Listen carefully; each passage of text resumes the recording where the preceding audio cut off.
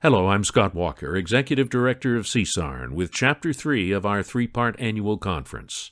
Maintaining Creativity 5 was presented over 3 Mondays in November of 2020. Here's Chapter 3. A couple of months ago, CSARN's treasurer, David Hope, who is also the executive director of the AFC, sent us a link from the CBC about a new book.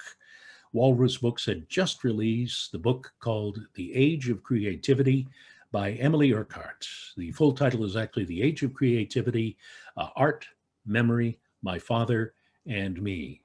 Emily's father being the noted painter Tony Urquhart. This is not Emily's first book. Her first book, Beyond the Pale, Folklore, Family, and the Mystery of Our Hidden Genes, came out in 2015, was a bestseller. She has written many articles that have appeared in publications around the country. She teaches creative nonfiction at Wilfrid Laurier University in Kitchener-Waterloo, where she lives with her husband and 2 children. Please welcome Emily Urquhart. Welcome, Emily. Hi, Scott. Thank you. Great to have you here today. Thank you so much. When David Hope sent us the link to your interview on As It Happens, we were all over the moon. We thought, oh, we have to see if we can get Emily to join us for Maintaining Creativity, because it just fits so perfectly with what we wanted to talk about. So it's so close. Everything CSARN so closely aligns with what I've been thinking about and writing about and researching over the past 4 years. Well, it's glad an honor to hear you say here. that. Thank you. We thought so too. Yeah. Why did you decide to write The Age of Creativity?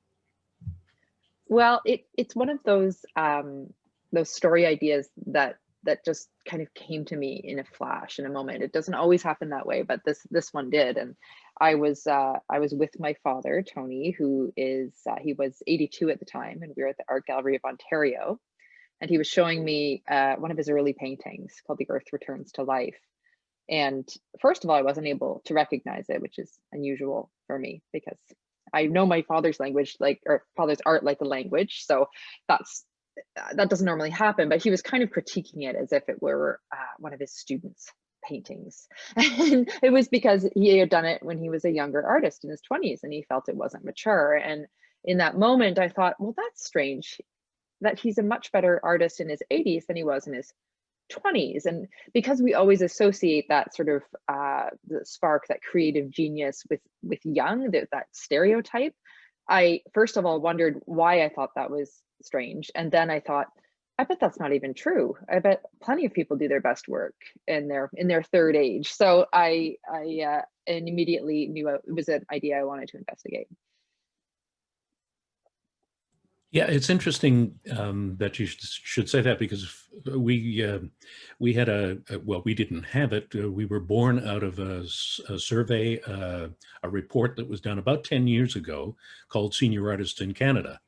And it followed in breakouts and focus groups and surveys of artists of our generation, and discovered that I think it was 76% said they never intend to retire, that they just want to keep working because they are doing their best work.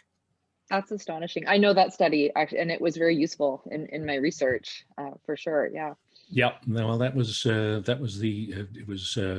started by a woman by the name of Joyce Ansidimas, who is a legend in the arts, primarily in dance, but in other facets of the arts. And she was the lead author of that study, and she was also part of the formation of CSARN. So, Joyce had a great deal.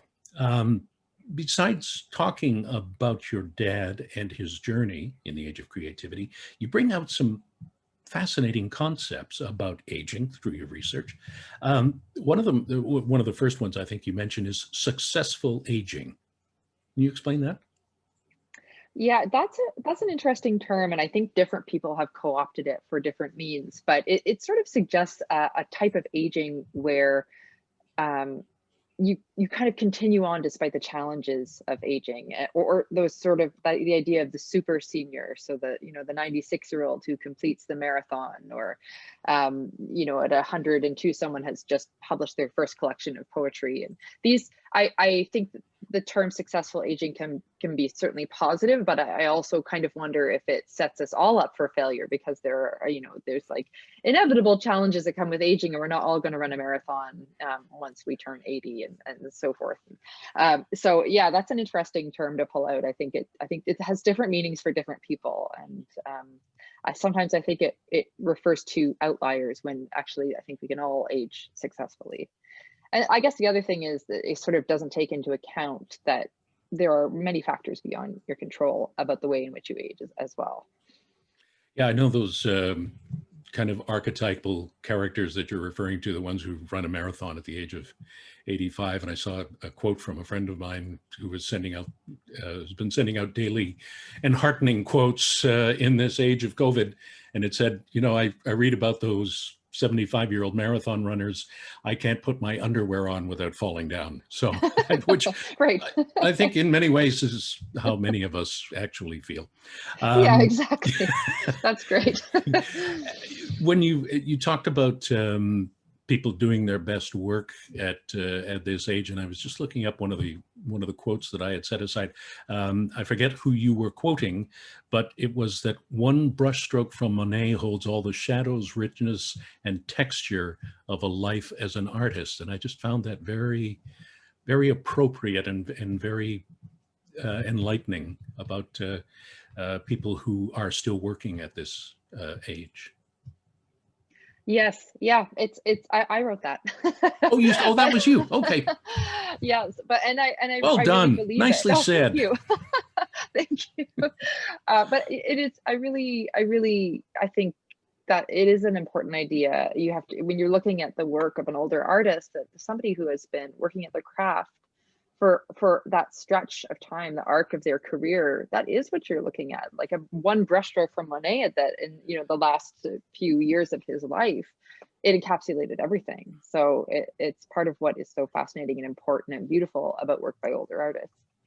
The technicality of it, even. Yes, yeah, absolutely. You also talked about a Japanese concept that I just found entrancing, Ikigai. Can you describe that? Let's see if I'm going to get this correct. It's sort of the confluence of what you're good at, what you can give back to society, and also what makes you happy. But I guess ultimately, if you were to use one word to describe it, it would be purpose. So a continued purpose throughout your life. And there was a study done on a particular island in Japan where people live longer. Well, actually, people do tend to live longer in Japan than anywhere else. And then this island on top of it, they were living even longer. And they found that sort of theme, that idea of Ikigai was really prevalent in that society. Nobody ever retired there. They just continued to do what it was that they did all their lives, and they did it well. So that continued sense of purpose seemed to correlate with, I mean, I wouldn't say, we don't know, it didn't cause it, but it certainly correlated with longer lifespans. Was that Okinawa? Yes. Yeah. Right. Yeah. Right. You also talked about two types of innovators, conceptual innovators and experimental innovators. Yes, this is a concept by an economist, actually, named David Galenson, at the University of Chicago. And he's a really interesting man. If you can ever find a podcast or interview with this person, you should listen to it. He is an economist, but he is a very, very insightful art historian. He has almost an obsessive knowledge of art history.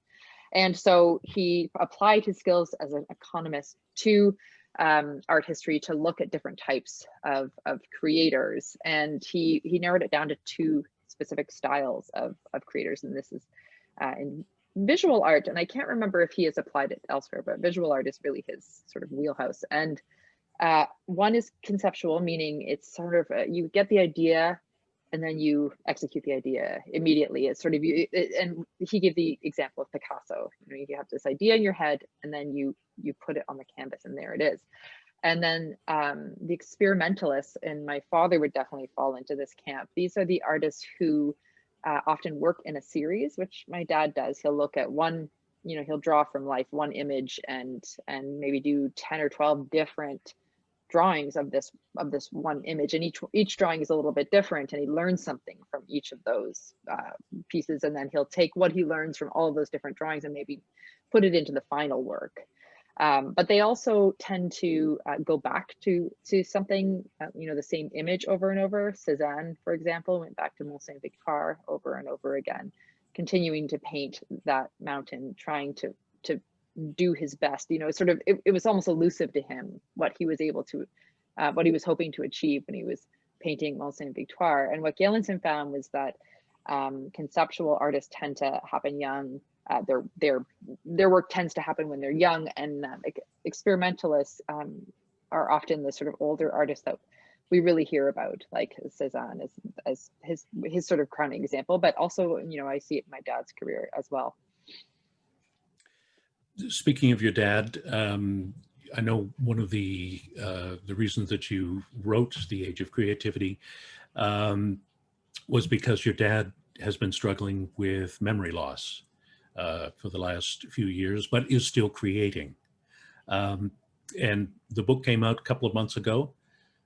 Presumably you finished it a little before that. How's your dad doing now? Well, my dad, and what's interesting about the book is that when I started doing the research on this, he didn't have a diagnosis. We didn't know, so we did a lot of interviews, and there was one interview where I noticed something a little bit different, but yeah, so it was actually kind of a challenge for me to think, okay, I'm writing from life, am I going to include this? And which, of course, in the end I did.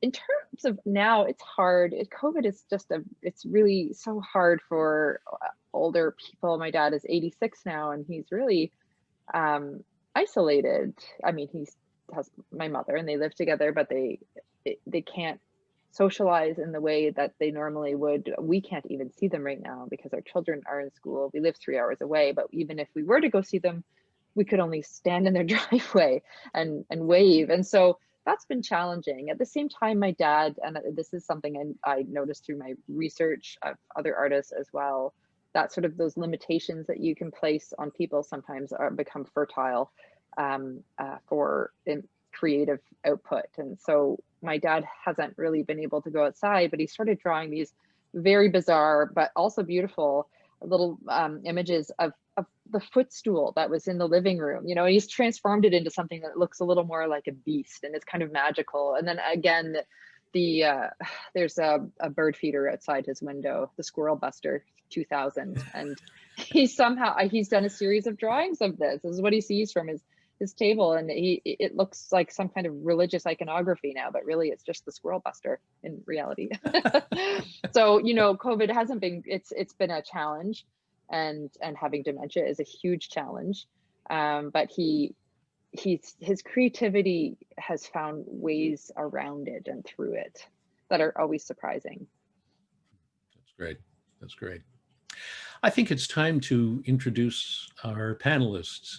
Emily, we're going to hear opening statements from all four of them, and then we will continue this discussion. We're going to start with a visual artist who hails from Okotoks, Alberta, a visual artist, writer, and researcher whose works are on display in provincial, national, and international galleries, including the National Gallery of Canada, the past president of the Canadian Conference of the Arts, and an advocate on behalf of Status of the Artists initiatives. Please welcome Patrick Close. Hello, everyone. I'm speaking to you from Treaty 7 land, which is the traditional home of the Blackfoot and the Blackfoot Confederacy Nations. And Emily, when you were speaking about your father, there's a part in your book which spoke to me very, very strongly. And it's when you're in New York and there's some confusion happening and you're trying to find certain places and do certain things.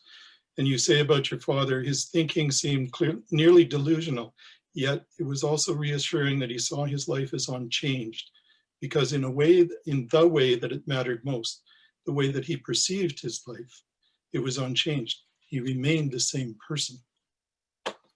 Now, in my attempts to remain the same person, I've been trying to meet the challenges of the third age, and I'm just entering that age myself. I'm 70. And I said, how am I managing this transition? And And my network has begun to collapse. I mean, I always, for years and years, I got on with a little help from my friends, as the song goes. And networks have begun to collapse. Friends, social networks, colleagues, curators, and the most important people, the gatekeepers, have begun to disappear through retirement, through death, or through relocation, not to mention the lockdowns that we're all experiencing. My support structures have begun to crumble and fall away. Funding is precarious. There's a change in mandates in different organizations and funding agencies. And as a visual artist, you have two streams that you can enter into. One is the public stream with publicly funded galleries, and the other is the commercial stream. Also, the jury processes have changed. There are fewer fees and royalties. My income is decreasing. My royalties last year, which performing artists would call residuals, were around $50. And they've decreased from hundreds of dollars in the past down to the $50. There are a few exhibition opportunities. There's a hot commodity in visual arts called the emerging artist. Well, I'm definitely a post-emergent artist, and there are fewer and fewer opportunities.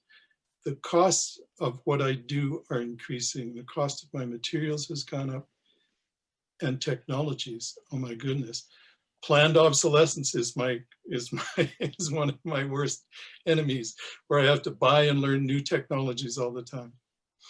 In terms of physical well-being, it's like Jimmy Stewart, the actor, said, after the age 70, it's just patch, patch, patch. I'm losing my strength, my agility, my stamina. I have to come to terms with some infirmities, and maintenance is a bigger and bigger thing. Managing your mental health and your mental resilience is interesting. And I find myself going back to books that I read in the 70s by R.D. Laing, who is a psychologist, a Scottish psychologist, about positive disintegration, which is basically, it'll all fall apart, but when you put it back together later, it'll be better. The falling apart part is the hard part. Fame and fortune have proven elusive to me. I'm working on transitioning and coping behavior. I've given up existentialism, although I have a closet full of black clothes from my career as an artist. Although existentialism hasn't given up on me, my life membership in the National Gallery of Canada expires on December 31st this year. So existentialism definitely still has a hold on me. I am becoming, though, interested in the role of an artist now as a knowledge keeper, as an elder, and as a mentor. And one of the things that really struck me in Emily's book was the scene of Tony sitting there teaching one of your children, Emily, how to draw. And I was sitting teaching my granddaughter how to draw the other day. And there's a great satisfaction that comes from that. And I wish there were more opportunities for that knowledge to pass between generations. That's all I'll say for now. Thank you. Thank you, Patrick. So a life membership expires. That's a very depressing thing to. Okay, we'll probably talk more about that over the next few moments. Thank you, Patrick Close, for that. Emily, we've had a request in the chat room for the name of the economist that you mentioned. Okay, I'll answer that in the chat. Sure. Section. Okay, great. Or I can say now. Sorry, Sure. it's David Galenson. David, Galenson. Excellent. Thank you, Emily. Our next panelist is a resident of Stratford, Ontario, a distinguished member of the Stratford Shakespearean Festival Company, former director of Stratford's Birmingham Conservatory for Classical Theatre Training. She is also one of the subjects, or is part of a chapter of Emily's book, The Age of Creativity. Have been spellbound on more than one occasion watching her play roles that range from Mary Tyrone in Long Day's Journey into Night to just a couple of years ago with a group of CSARN community members, watching her play Prospero in The Tempest at Stratford. She's a companion of the Order of Canada, a winner of many awards, 7 honorary doctorates, and she was CSARN's first artistic advisor. And we have been trying to get her to become part of Maintaining Creativity for, well, since day one. But it was especially difficult back in the spring because originally we were holding Maintaining Creativity in the spring. And Martha, you were always working. You were always in rehearsals, so you could never join us. So despite the circumstances that bring us here today, we are absolutely delighted to have you as part of Maintaining Creativity. Thank you, Scott. Well, I'm overwhelmed by Patrick. I just thought that was the most amazing opening gambit I think I've ever heard. Hi, Emily, how are you? I'm very honored to be here.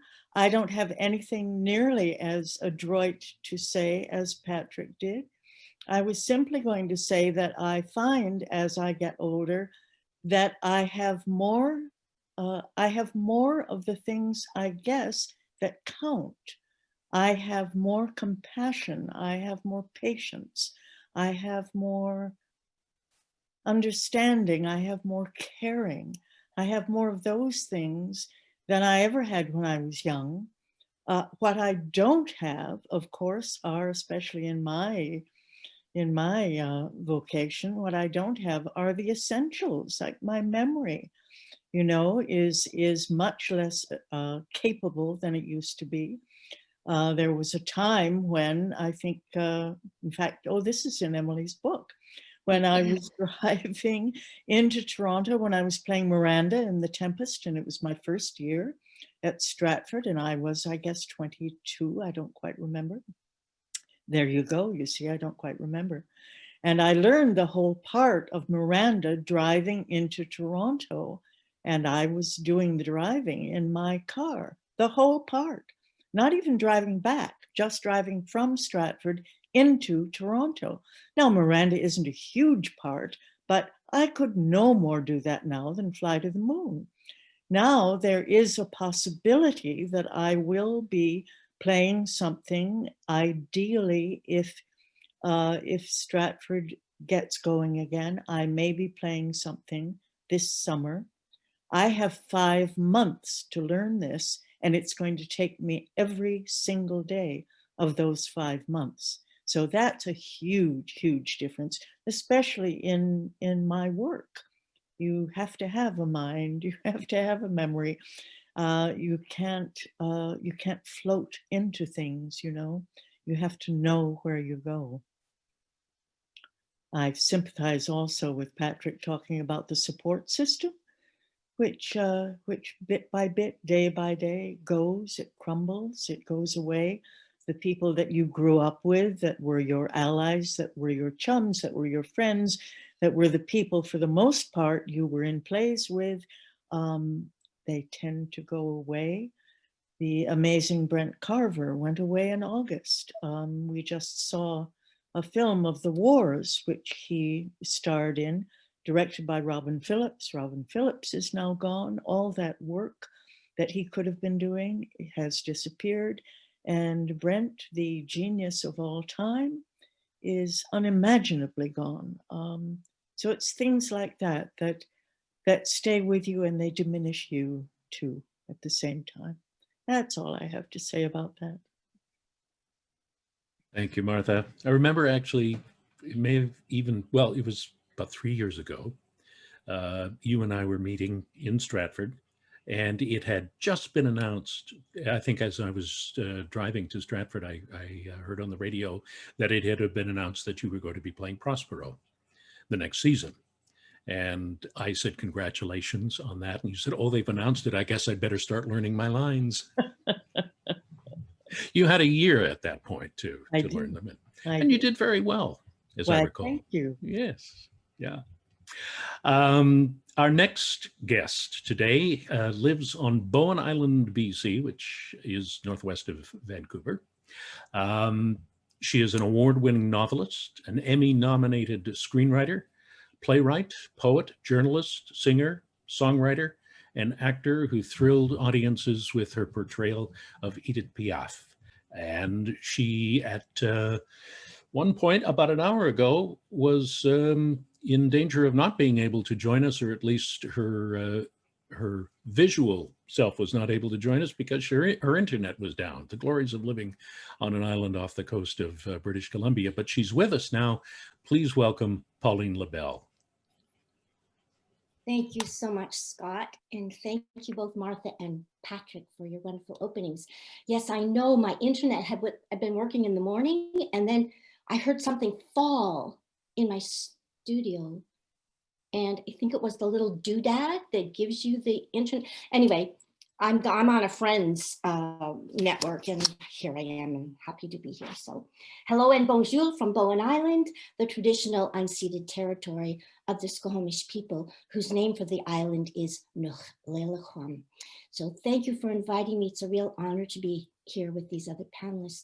So Emily, what I especially appreciated about your book was your mother's response to the surgeon when she was asked, would you want your husband to be resuscitated? Because this is, I'm 76, and a lot of people are having this discussion about, and some people, friends of mine, are wearing these do not resuscitate bracelets. And I've thought about it. But Emily's mother said, Jane Urquhart said, he's an artist. He has more work to do. And I thought, that's it. That's my answer, because that's the way I feel too. I'm an artist. I have my work to do. So don't give me one of those bracelets. Thank you very much. So I've been a full-time storyteller for 50 years, and I appreciated Patrick and Martha's brevity, but you see, storytellers are not known for their brevity. So I asked Scott, how much time do I have for this? He said 3 to 4 minutes. So I wrote it down. I typed it out so that I wouldn't go over the time limit. So anyway, so here it is. So I've been a full-time storyteller for 50 years. I've never had a day job, never. I wanted a day job. I tried to get day jobs, but I'm not fit for anything but singing and writing, my two practices. So, and I was focusing on how my creative process has evolved, because I think that's kind of what we're looking at here too.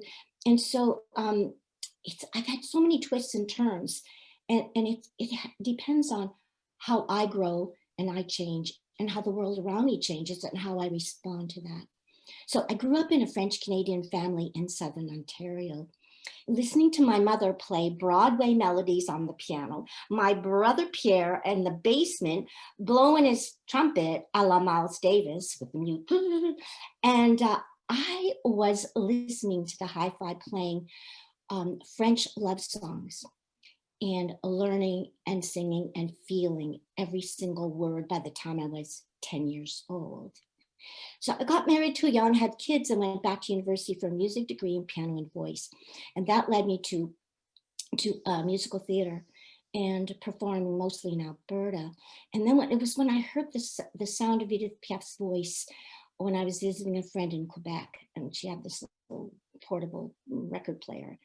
And I thought, I need to write a play about this woman. Such an incredible story, and watching my friend weeping as she's listening to these songs. So I felt compelled to write this play about her life, and everything changed for me with that show.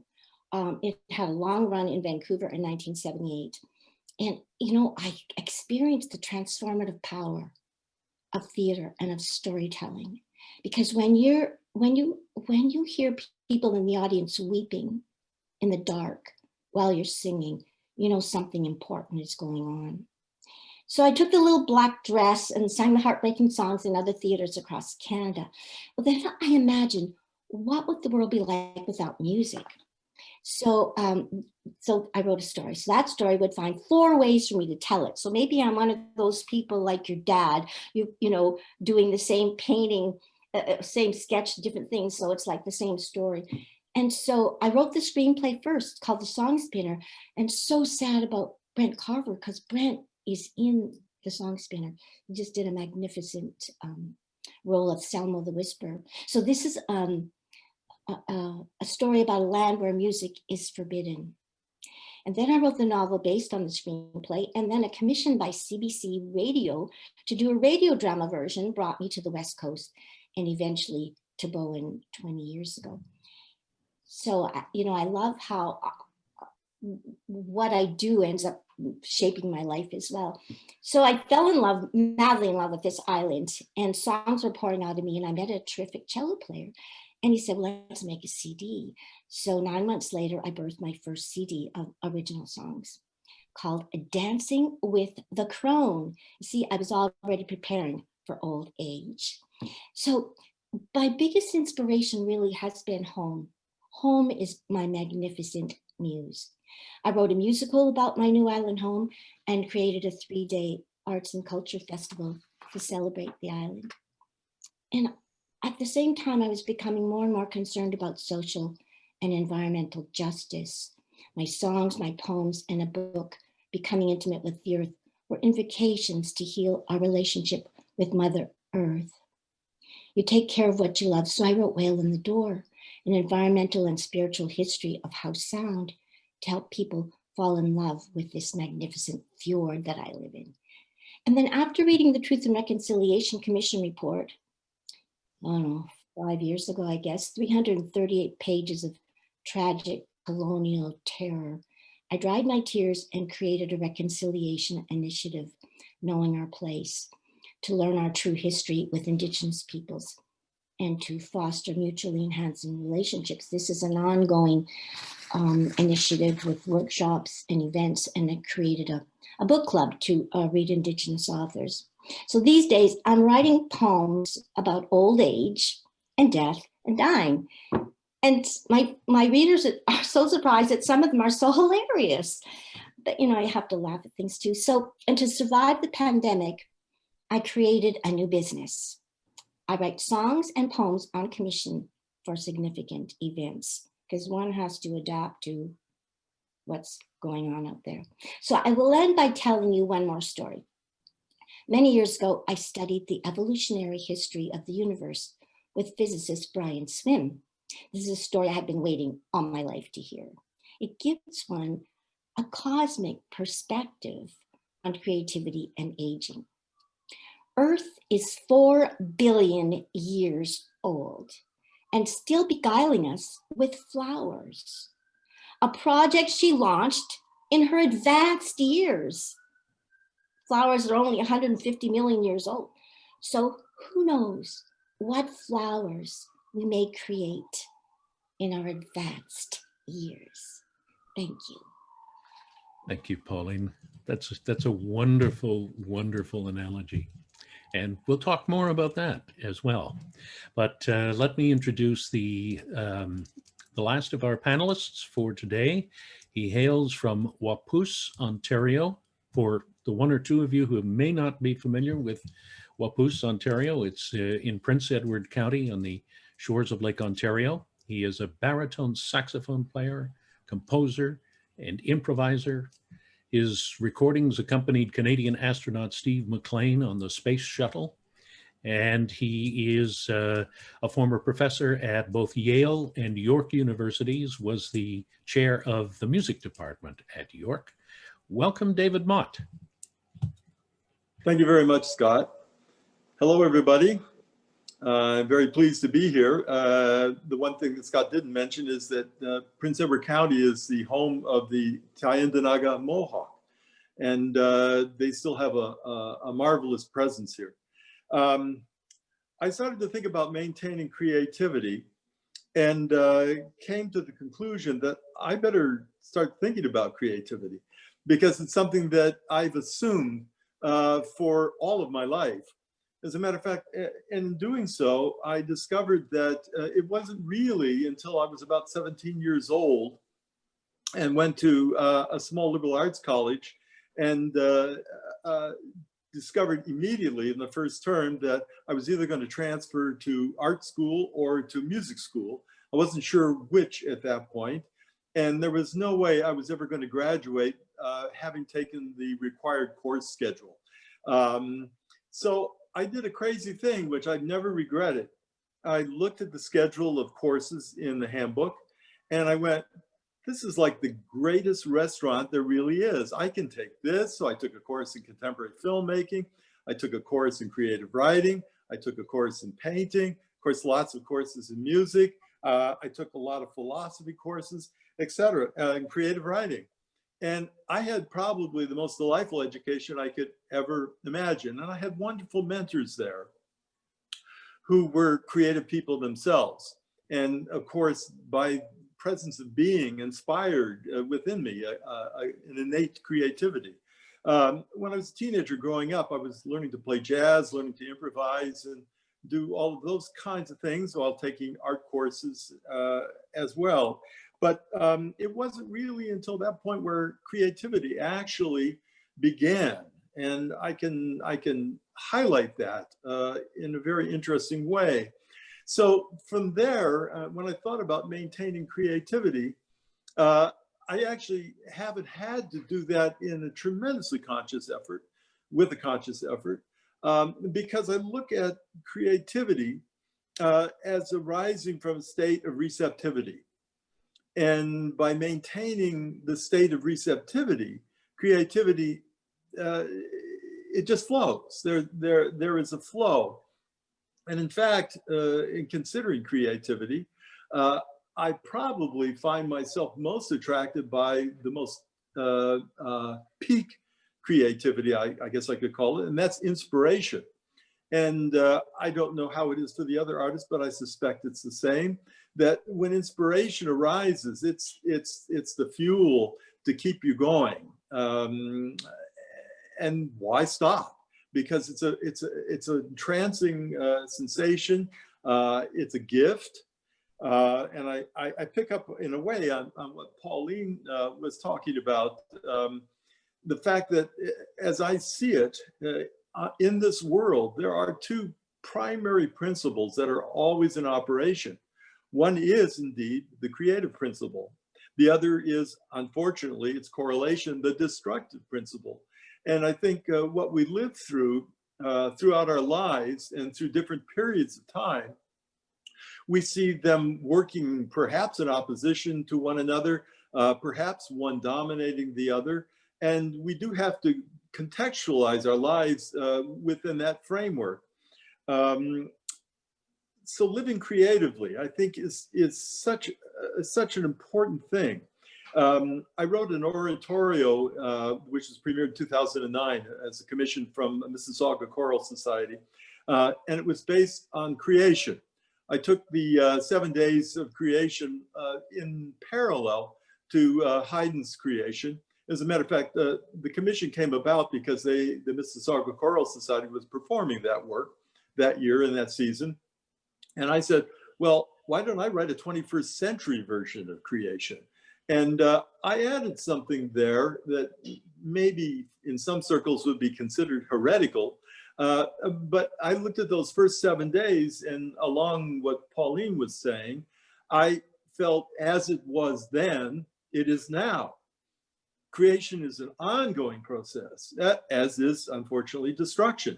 But creation is something that I think as creative people, we either consciously or unconsciously tune into or put ourselves in accord with. And there is a kind of a flow. When my primary professional reputation is in the music realm as a composer, improviser, et cetera, et cetera. And whenever I've taught about music, I've always said, music always ever was. I actually doubt that anyone could have created music, and certainly its evolution is ongoing, if we can call it an evolution. And knowing that music always ever was, one can see music as a kind of a collective unconscious, an archetype which some people might title the muse. And according with music is, I think, a very, very important thing for each of us to do as musicians. Probably people in the visual arts world would have some sort of corollary to that, as if there is one great painter in which to tap into, or one great thespian, or et cetera, et cetera, et cetera. The thing that is interesting too for me, especially at my age, is the recognition, a realization that nobody owns creativity. It's a gift. And as far as age goes, there are many notable composers who have continued being productive into an advanced age. I think probably the most astonishing one is the American composer Elliott Carter, who was creating new works at 102, and indeed having premieres just before his death at 103. So along with what Patrick was saying, there are certainly structural challenges which we all face as senior artists. None the least is I'm a member of the Canadian Music Centre, and I get a regular blurb from them, email blurb, saying what composer opportunities there are. And it's become humorous for me when I read them, because they're for young artists, teenage years, emerging artists who perhaps have just concluded their studies at universities. Therefore, a whole range of people that essentially, if you're 35 as a composer, you're toast, you're done. And I sort of laugh about this because recently I was on a news outlet that I get, and it was talking about the WHO has recommended exercise for people of different ages. So I thought, oh, well, this might be interesting. So I went on it, and it has recommended length of time of exercise for young children, teenagers, young adults, middle age. And then I'm sure we'll all sort of hold our heads a little bit in this. At 65, it stopped. There was no more recommendations for exercise. So I had to conclude that either we're hopeless, or we know how to maintain, or we're going to die soon anyway, so what the hell. I have no idea what WHO was thinking about, but there's this big gap from 65 to the rest of one's life. And as we all know, it's like the creative, if I can play loose with metaphors, it's like the creative muscle. If you let it go dormant, it's going to be hard to keep it going. And I think that's one of the things that we all realize in artistic endeavors, is it's important to keep going. But exercise, well, what the heck. So the other thing I wanted to mention is that is important, I think, to maintaining the creative life is risk. And I think one of the difficulties as we age is we can naturally become risk adverse. And that's because our bodies are saying, no. You don't really want to jump over that boulder. It's not a good idea. Or, nah, you know, it's like, I don't think you should bail out of an airplane anymore, or, you know, whatever it is. And I think that does impact on us in terms of our creative life. So we do have to find ways to maintain risk, and that's a cultivation. Maintaining that risk, staying in that state of receptivity, and looking for the inspiration. And that's all I had to say. Thank you, David. The chat room is lighting up with your comments about the World Health Organization. Not surprisingly, that's right up there with your life membership expiring. Exactly. Mentioned. Sad, very sad. Thank you all for your opening statements. This is great. This is much food for thought, and let's think about them now. I wanted to start with being creative at our collective age. Martha, you said that you learned the part of Miranda in the car driving from Stratford to Toronto, whereas it took you a long time to learn Prospero many years later. But I just as a lead in here, could you have played Prospero at the age you were when you were Miranda? Nobody would have asked me to. Well, there's that, of course. But I mean, the skills and the capability and the talent and the development of your craft must have had something to do with your ability to play it eventually. Well, Sure. I mean, Shakespeare wasn't stupid. He knew that if he was going to write a part like that he'd better write it for somebody who had enough life experience to be able to play it. There are large parts written for 22-year-olds, certainly. I've played some, but they don't have the kind of range and exploration, of course, that a Prospero has. And I realized fairly, I guess when I was about 50, that my education in life came through Shakespeare, that it was Shakespeare that taught me about people, that taught me how to live, that taught me how to look at situations, that taught me how to I can't think of the words. There you are, you see, how to take a scale and balance it properly. He teaches you extraordinary things if you're willing to let him tap on your shoulder, which I've always kind of encouraged him to do, and bless his heart, he does. So that's really where any knowledge I have of life comes from. So that said, no, I would not have been able to have played Prospero when I was 22. On the other hand, I probably would have been arrogant enough to have tried it if someone had asked me in an enclosed situation where nobody could have seen it.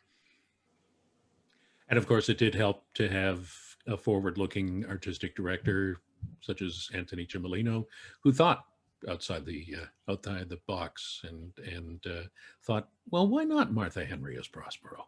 Well, it certainly did, although apparently it was actually his wife who suggested it to him. I don't think he would mind my saying that. I'm sure he wouldn't. And isn't that interesting? Thank you, Martha. Patrick, what about you? Are you doing work now that you couldn't have done when you were 22, 23? Let's say that I'm exploring the darker pigments right now. My paintings are getting darker. My trees are without leaves. There's a number of things like that. But there's a book I'd like to recommend, and it's The Woman Who Says No. This is by a German journalist, Malte Herwig, and he interviews Françoise Gillot, who was married to Picasso and was the mother of Claude and Paloma Picasso. And then she developed her own creative network. The author calls her a philosopher of joy. And the author went there to try and get some salacious gossip about her and Picasso and all those things. And he ended up in school. And the book is divided into lessons that she taught him. And one of the lessons, because he was half her age, but in her 90s, she has a gallery in New York and a studio in New York and a studio and a gallery in Paris. And she alternates between the two. And she's vital and engaged and all those kinds of things. And she points out very clearly, to pick up on David's point, that the ancient Greeks were very wise when they said that chaos was the beginning of all creation. Out of chaos came creation. And she keeps teaching him these small lessons from her life experience. I think what Scott and Martha were discussing was that the water from a deeper well is always different. And François Gillot is a strong proponent of that and a philosopher of joy. I recommend the book highly. Thank you, Patrick. Pauline, how was your, you've talked about some of the things that you are doing now as opposed to when you were younger. Yes, one of the things I wanted to go back to is one of the quotes from Emily's book about Hokusai wanting to live to be 110 and wanting to penetrate the mysteries of the universe and stuff like that. And so I sat with that. I looked at it again and again. I said, I don't get this. I don't really get this. And of course, he didn't. I think he lived to be about 89 or something. Am I right, Emily? Something like that? Yeah, he didn't live to be 110. But yeah, I think around late 80s. And so, well, maybe, I mean, that big wave thing, that big famous big wave thing, it's so gorgeous. Maybe he was penetrating the mystery of water. I don't know. But I don't think about making art in those kind of terms, about penetrating anything at all, because for me, art is more of a portal, you know, helping people to see the world in a different way. And then perhaps then maybe they will act in a different way. And so, and what I've seen in my life I've been a bridge more than anything. I've been a bridge to help people feel what they need to feel in my songs and in theater. And now I'm becoming a bridge between, and then being a bridge between humans and the natural world. And so helping them to see that this is all relationship, all kin. Oh, you know, the whole thing about singing, what you mentioned, music, David. So it's like, music always was, I agree. And what the smart people are saying is that we were singing before we were talking. And so, and we learn from the birds, I think.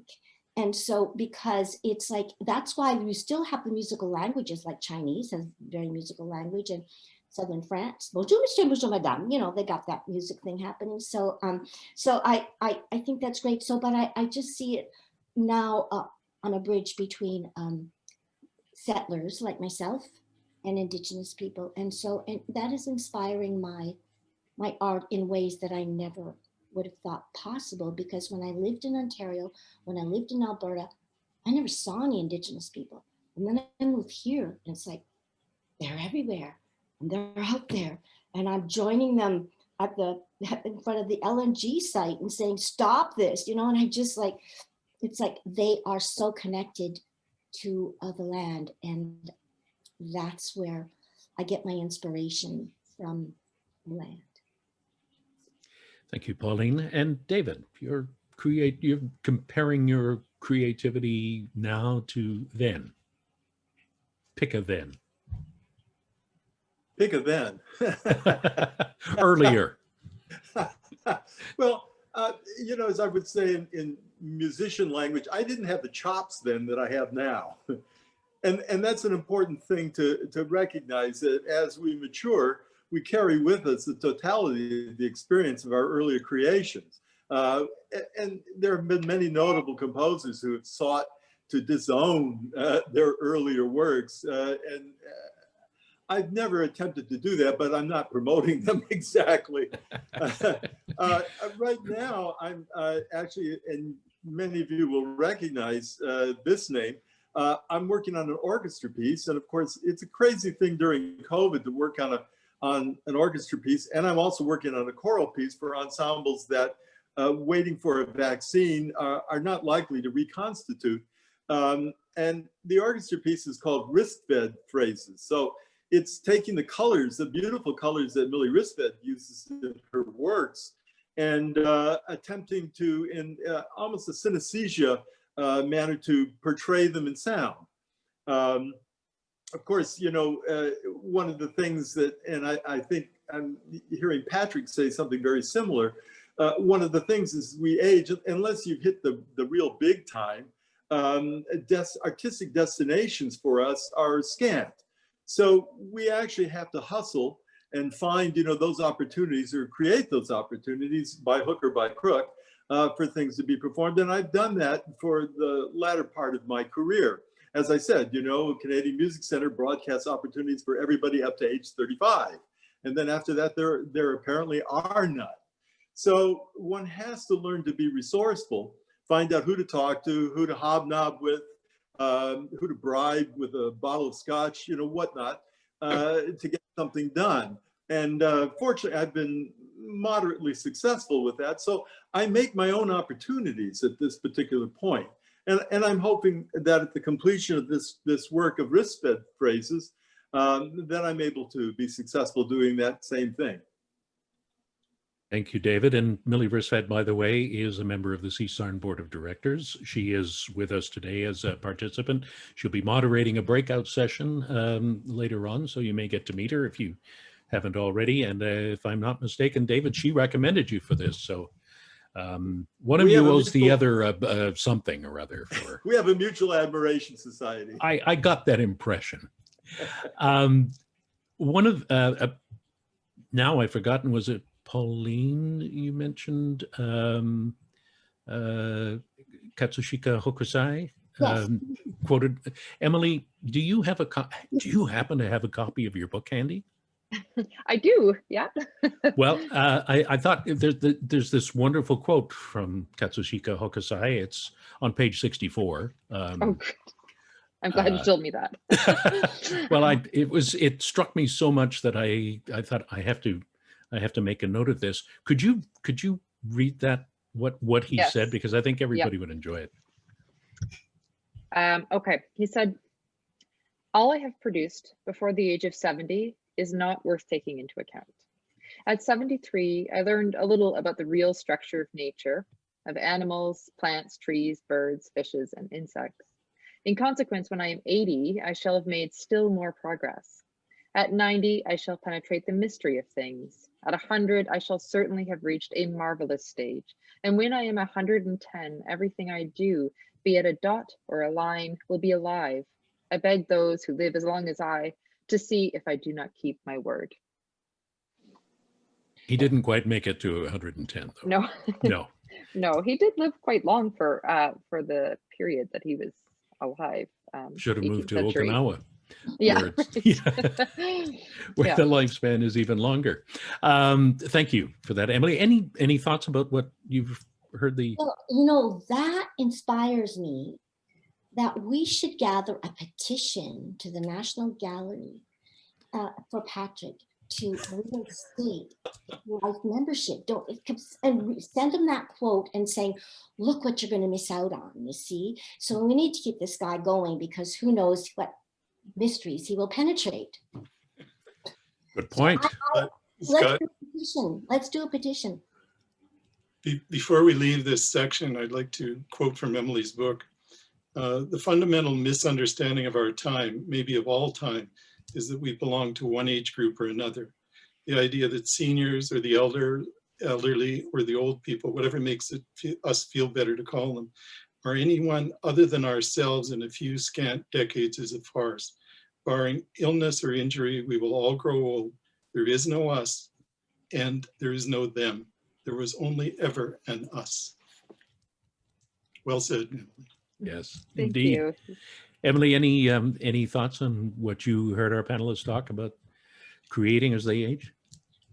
Oh, it's so interesting. I wish I could have interviewed all of you. I did get to interview Martha, which was Right. wonderful, and that wonderful section that she she shared with me in the book. I think there's so much here to talk about that's so important. There's the creativity aspect, but then there's also, and now I'm forgetting who was speaking. I think maybe it was Patrick or David, I can't remember, but about your networks and how they start to disappear. Actually, sorry, it was you, wasn't it, Patrick? It was, yes. Yeah, and about how that I noticed that happening with my father, and even some disrespect from younger curators, one in particular that was really difficult to deal with. And in the past, maybe he might have been able to work that out. He might have been able to get to know this person and go into Toronto and just work out this problem, but it becomes less and less possible as you get older. And also your networks, they start to disappear for all the various reasons that you mentioned. And that was definitely something that came up in my research and also in looking at my father's life. Martha spoke to that point as well. Yes. Right, yes. Yeah. Actually, in the very first Maintaining Creativity, R.H. Thompson was one of our panelists, and he addressed that as well. This is going back to 2016.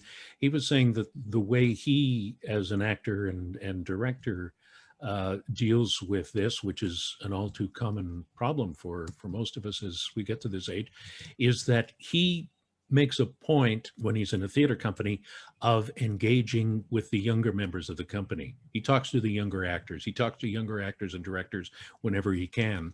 The emerging ones, especially, he said, because they're going to be the ones hiring me in 5 or 10 years, so I might as well get to know them now. So as difficult as it is, and in some of our professions, because they are solitary,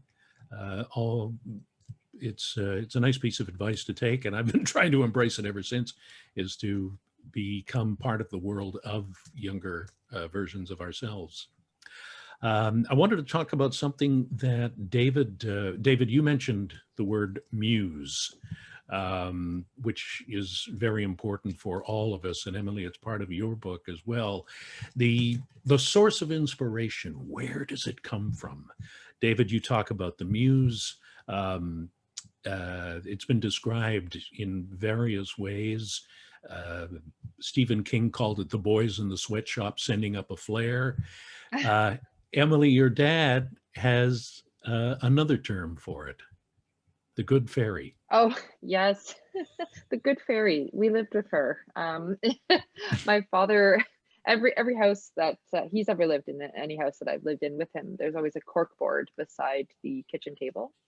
And in my childhood home, my mother and I faced each other, but my dad faced the corkboard. And on the corkboard is all of his works in progress. And sometimes they would be there for 2 weeks or 2 months or even 6 months or a year. And he wanted them there so that he could consider them while he was eating. So he wasn't actually facing a canvas or facing the drawing. It was sort of the back of his brain working out what changes might need to be made or adjustments. But he also found that they changed on their own as well.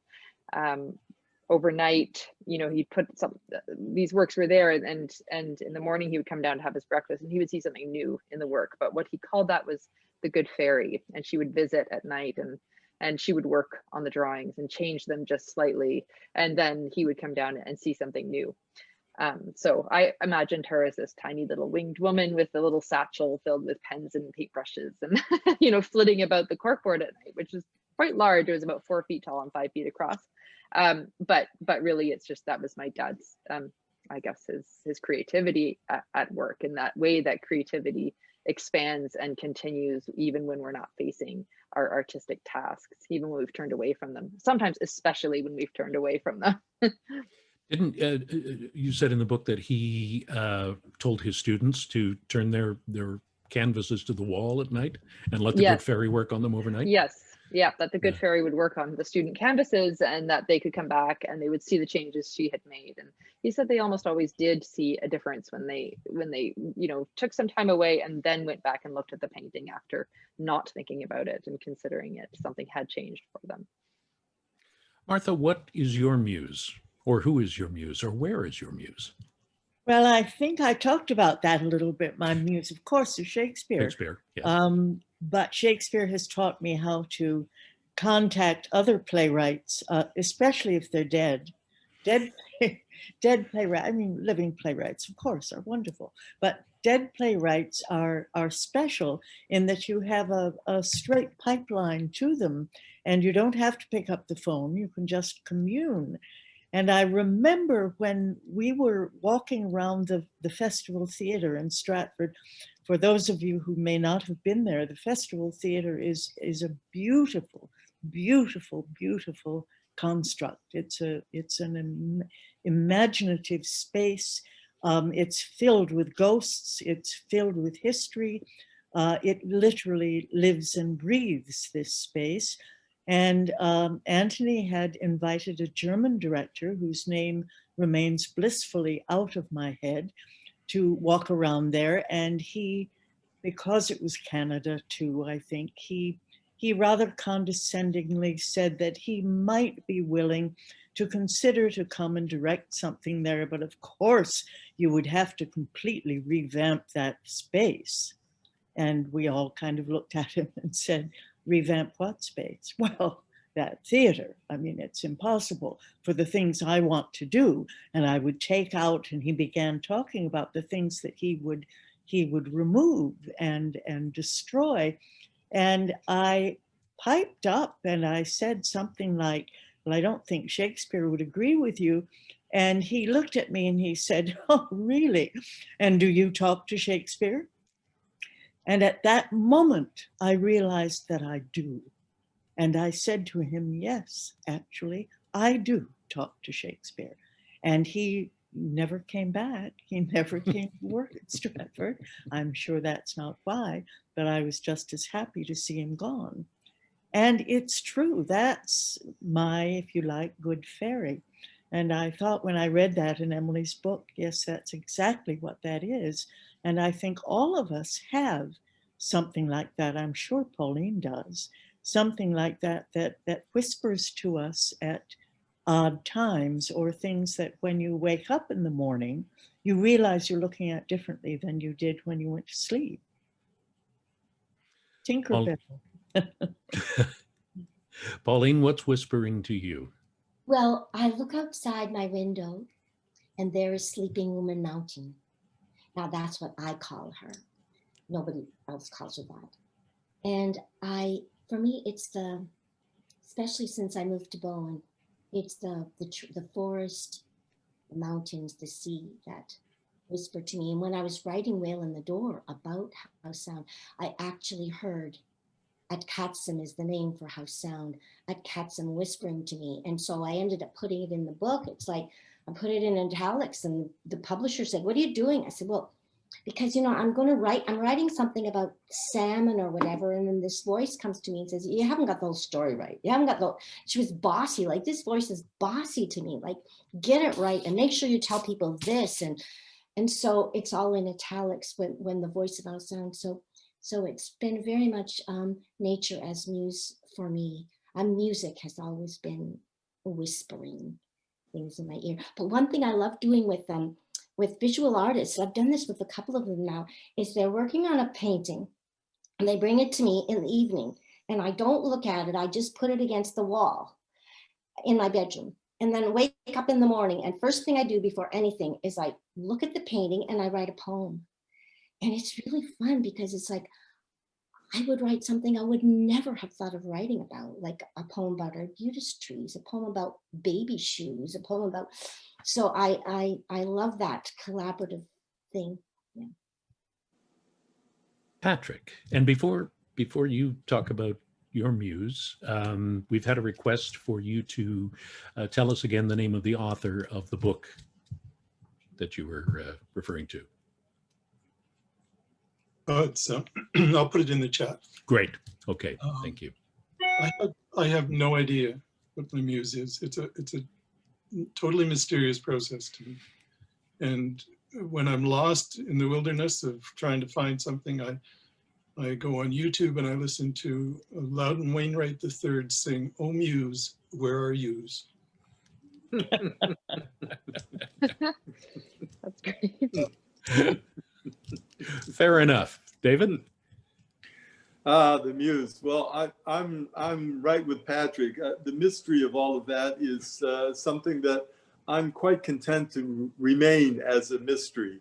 And in fact, the more mysterious, probably for me, the better. Well, I guess keeping it a mystery is a good thing, because otherwise anybody could do it, right? Anybody could do what we do. If there was a magic formula for finding the inspiration. We are sadly running out of time. So I'm going to ask for final thoughts from all of you before we go to our breakouts. And Pauline, how about you start? Okay, final words. Well, they don't have to be final words, but for now. Well, I like what David was talking about risk, and how, because physically we're risk averse. Certainly I am, if this sidewalk is slippery, I'm really careful, but risk in our work. And I think that that doing something new, like for Martha to take on the role of Prospero, like, that's awesome. And I'm sorry I didn't get to see, because there are wonderful things about it. So it's that taking on something new, risking doing something a little bit different. And I think that's something as an artist we really do all through our life anyway. I think you try something new, but I think it's especially important to try that as we age. Thank you, Pauline. David? I'm afraid I, in my years of teaching, imposed risk on people, and not always successfully, or not always to their self-happiness. I always noticed that when students would enter a classroom, I think because we're all mammals, they would assign themselves a seat or a territory to protect or something like that. So invariably, every class that they came in that I was teaching on music creativity, they would be sitting in the same place. So I would at some point after a few classes say, okay, everybody get up. You go climb on top of the table, stand and see the room from that viewpoint. You lie down underneath the piano, see the room from that vantage point, et cetera, et cetera. And I noticed that in my own life that I got a favorite chair. I see the room from my favorite chair. I see the view from my favorite chair. What happens if I don't sit in my favorite chair? I sit somewhere else, or I take a new path, or I go in a different direction. And I found that to be very helpful. Patrick. Oh, I'm going to steal some words from Emily.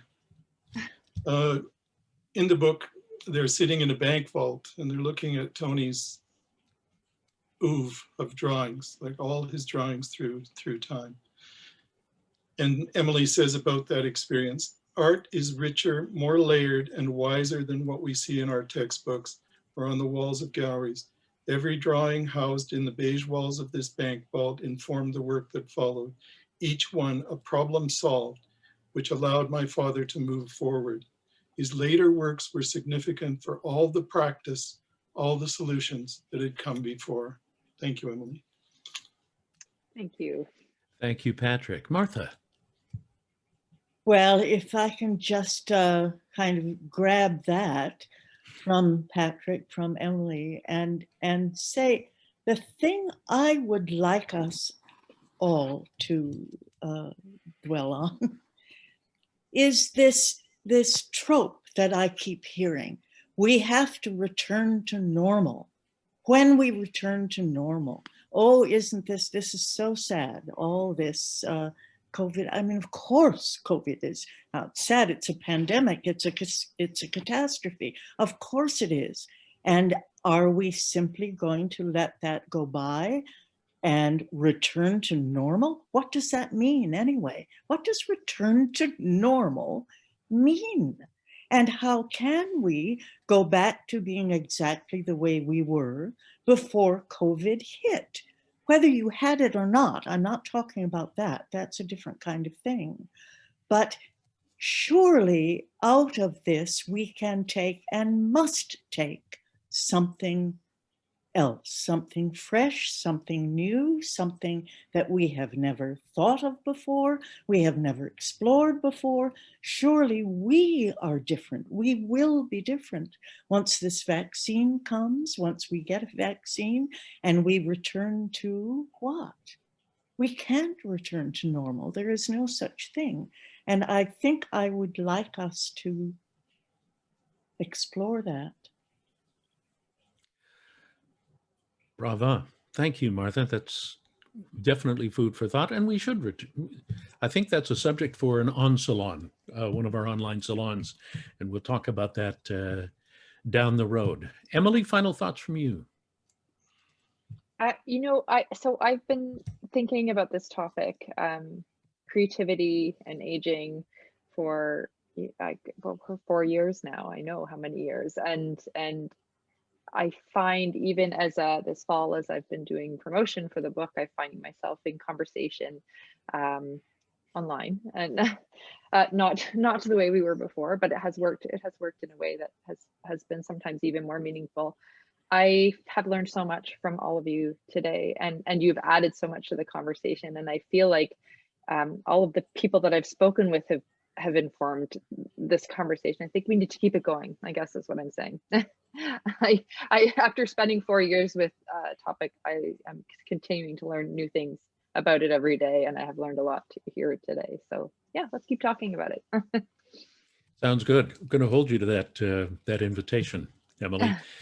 Emily Urquhart, the author of The Age of Creativity, Art, Memory, My Father and Me by Walrus Books. Thank you so much for joining us as our guest today. Patrick Close, David Mott, Pauline Labelle, and Martha Henry. Thank you all. You were marvelous. It has been a joy talking with you this afternoon. Chapter 3 of CSARN's Maintaining Creativity 5, our first online virtual conference. It will not be our last. I'm Scott Walker. Thank you for watching.